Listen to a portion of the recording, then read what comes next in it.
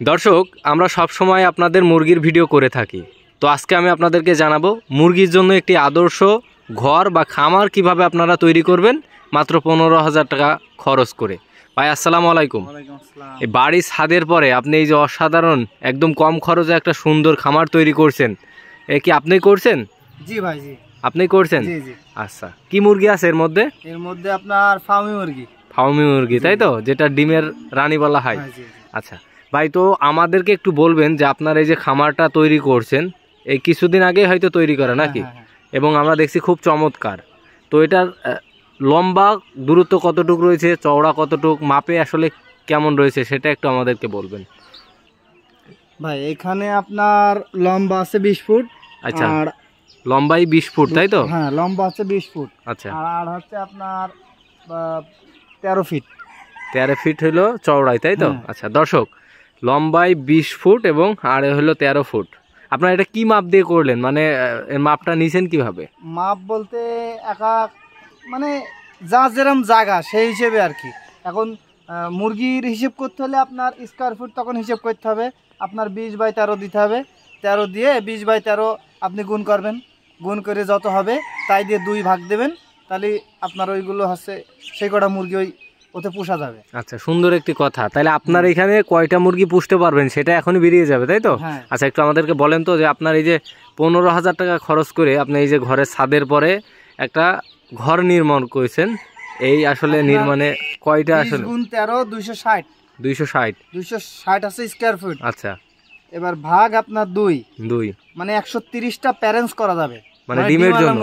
আচ্ছা, 130টে ডিমের জন্য মানে মুরগি এখানে পালা যাবে। আচ্ছা, আর বাচ্চা হলে অসংখ্য।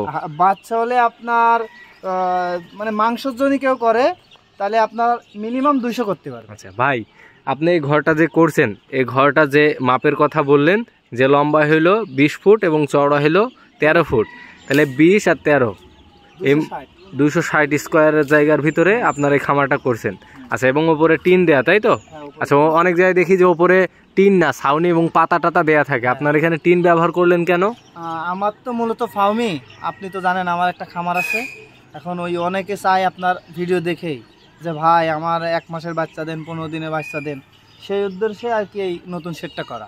আচ্ছা আচ্ছা, এখানে বাচ্চা উৎপাদন করার জন্য। হ্যাঁ, বাচ্চা বড় করে আপনার ওই যারা যেটা চাই, কেউ 15 দিন, কেউ 20 দিন, এদেরকে আর কি দেওয়ার জন্য। আচ্ছা ভাই, একটা কথা আমাদেরকে জানাবেন যে ছাদের পরে এমনিতেই তো তীব্র যখন গরম থাকে বা রোদ থাকে তখন তো অতিরিক্ত তাপমাত্রা থাকে, তারপরে আপনিও এই খামারে আবার টিন ব্যবহার করছেন, ফলে আপনার এখানে তো প্রচুর পরিমাণ তাপের একটা সৃষ্টি হয়, তাতে মুরগি তো ক্ষতি হয় না? মুরগি ক্ষতি হয় না ভাই, এর নাম হচ্ছে মিশরি ফার্মে। মিশরে আপনার নরমালি 40 ডিগ্রি তাপমাত্রা থাকে।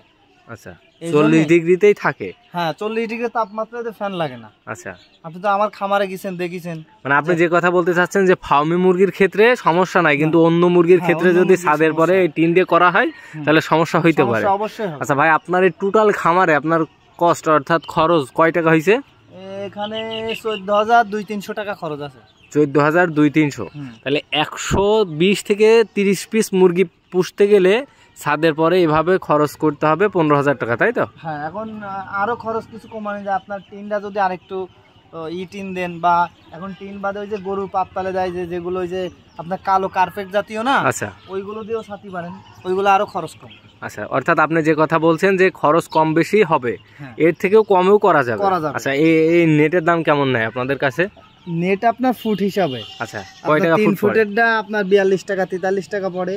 আপনার 7 ফুটে যেটা ওইটা আপনার 75 টাকা 80 টাকা, এক এক এলাকায় এক এক রকম। আচ্ছা, ছাদের পরে কোনো সমস্যা হয় কি ভাই? না না, ছাদের পরে আপনার আরো বেশি সুবিধা, কারণ বায়োসিকিউরিটিটা ভালো মেনটেন করা যায়।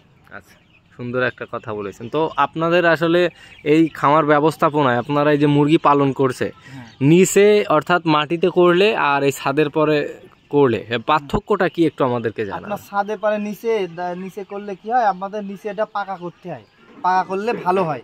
কিন্তু ছাদের পরে তো আপনার ছাদ তো প্লাস্টার করা পাকা, একটা খরচ আমার বেঁচে গেল। আপনার ছাদের পরে নরমালি আপনার 2 টাকার ইট গেঁথে দিয়ে ওরপরে তুলা খুঁটির পরে আপনি সহজে ঘরটা করতে পারবেন। আচ্ছা, অনেকেই বলে যে ছাদের পরে করলে নাকি প্লাস্টারের সমস্যা হয় বা ছাদে অনেক ধরনের সমস্যার সৃষ্টি হয়। না না না, সমস্যা হয় না, ওগুলো বাজে কথা। তাই ছাদের পরে মানুষ মাছ চাষ করছে, তাই কিছু হচ্ছে না। আরে তো মুরগি। আচ্ছা ভাই তাহলে আপনার এখানে টোটাল 14,000 টাকার ভিতরে সবচেয়ে বেশি খরচটা গেছে কিসে, মানে বেশি ব্যয়বহুলটা গেছে কিসে? ব্যয়বহুল আপনার টিন খরচ। টিন খরচ। তাহলে টিনের বদলে যদি আমরা অন্য কোনো কিছু দেই সেখানে আমাদের খরচটা কমে আসবে। যদি কারফেক্ট কালো কারফেক্ট ওইটা যদি কেউ পোলট্রি মুরগি বা টাইগার বা অন্য যেগুলো জাতের মুরগি আছে, আমার মনে হয় ওইটা দিয়ে করাই ভালো। আচ্ছা, তাহলে আপনি বলতে চাচ্ছেন 14 থেকে 15,000 টাকা খরচ করলে একটা আদর্শ খামার তৈরি করা সম্ভব বা ঘর তৈরি করা। আচ্ছা, তো আপনি এই যে ফার্মি মুরগি পালন করছেন আমরা একটু দেখি এবং চলেন। দর্শক, আসলে ফার্মি মুরগির বাচ্চা প্রস্তুত করা হচ্ছে, অর্থাৎ বড় করার প্রস্তুতি চলছে। এই যে কামারুল ভাই দেখেন। কামারুল ভাই, তো আসলে আপনার এই যে ফার্মি মুরগি এই যে ছাদের পরে আপনি পালন করছেন এবং অসংখ্য বাচ্চা এখানে দেখতে পাচ্ছি, তো এই যে মুরগিগুলো পালন করেন কতদিনে আসলে আপনি এখান থেকে প্রস্তুত করেন এবং কতদিনে বিক্রি করেন, একটু বিস্তারিত বলবেন। ভাই কেউ যদি জিরো বাচ্চা নেয় তার আমি জিরো বাচ্চা দিই। কেউ যদি বলে ভাই আমার 1 সপ্তাহ বোর্ডিং করা বাচ্চা দিতে হবে, আমরা বোর্ডিং করা বাচ্চা একটা ভ্যাকসিন করি, বোর্ডিং কমপ্লিট করি, তারপরে আপনার বাচ্চাটা ডেলিভারি দিই। তারপরে কেউ যদি বলে 15 দিন 20 দিন, মানে যে যার যেটা চাহিদা সেই অনুযায়ী যদি আমার কাছে থাকে আমি দেওয়ার চেষ্টা করি। আচ্ছা, অর্থাৎ আপনি যে কথা বলতে চাচ্ছেন যে আপনি এমন একজন খামারি যে শুধু মুরগি পালন করেন তা না, মানে এই বাচ্চা আপনার উৎপাদন করা এবং বিভিন্ন বয়সের বাচ্চা মানুষের কাছে পৌঁছে দেওয়াও আপনার একটা কাজ, তাই তো? এটা আপনি করছেন। আচ্ছা, তো এই পর্যন্ত অনলাইনের মাধ্যমে আপনি তো বাচ্চা সেল করেন। জি জি। আচ্ছা, বাচ্চা যদি কেউ নিতে চায় আপনার কাছ থেকে তাহলে কি নিতে পারবে? অবশ্যই। আচ্ছা, এর জন্য কি করতে হবে? এর জন্য আপনার এখন বাচ্চা বিক্রি করার মূল সমস্যা হচ্ছে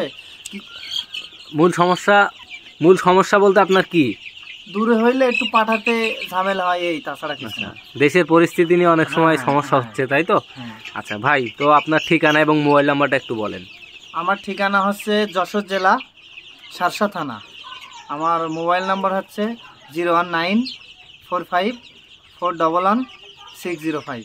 আচ্ছা, তাহলে যশোর জেলা সারসা উপজেলা, কেউ যদি চায় তাহলে এসেও নিতে পারবে, আবার অনলাইনে যোগাযোগ করলেও সম্ভব হবে। ভাই আপনার সারসা বললে চেনে না, বেনাপোলের কাছাকাছি। আচ্ছা ভাই, আপনার এই ঘরটা দেখে আসলে আমার ভালো লাগছে এবং আপনি এই যে পরিষ্কার পরিচ্ছন্নতার পাশাপাশি সুন্দরভাবে যে এখানে কি বোর্ডিং চলছে? হ্যাঁ, ওগুলো বোর্ডিং চলছে। আচ্ছা, এটা কতদিন চলবে? ওইটা আপনার 7 দিন বোর্ডিং চলবে। আচ্ছা, তারপরে এখান থেকে তুলে দিবেন? হ্যাঁ, এখান থেকে এই সেটে আসবে। আচ্ছা আচ্ছা, মানে ধাপে ধাপে এটা করতেছেন। আচ্ছা কামারুল ভাই, তো অন্যান্য মুরগির থেকে ফার্মি মুরগিটার আসলে পার্থক্য কি এবং আসলে এটার মানে আপনি দেখি ফার্মি মুরগিতে জড়িত থাকেন, এটার সুবিধাগুলো কি? সুবিধা হলো আপনার এর রোগ প্রতিরোধ ক্ষমতা ভালো, আপনার খাবার খরচটা কম লাগে, অধিক ডিম পাড়ে। এই জন্য আপনার এর চাহিদাটা সারা বছরই থাকে। আপনার গ্রাম অঞ্চলে এর একটা ব্যাপক চাহিদা আছে, কারণ আপনার গ্রাম অঞ্চলে একটা দেশি মুরগিটি আপনার 5 থেকে 7টা কি 15টা ডিম পেড়ে তারপর তা বসে, আবার ওই কুচে ভেঙে আবার ডিম পাড়তে পাড়তে তার বয়স 2 মাস হয়ে যায়। কিন্তু এই মুরগিটা আপনার দেখা যাচ্ছে একবার যদি ডিম পাড়া শুরু করে আপনার প্রায় 2 বছর 1.5 বছর ডিম দেয় একটা না। এর জন্য ফার্মি মুরগি ভালো, এর জন্য ফার্মি মুরগি বেটার। আচ্ছা, ধন্যবাদ।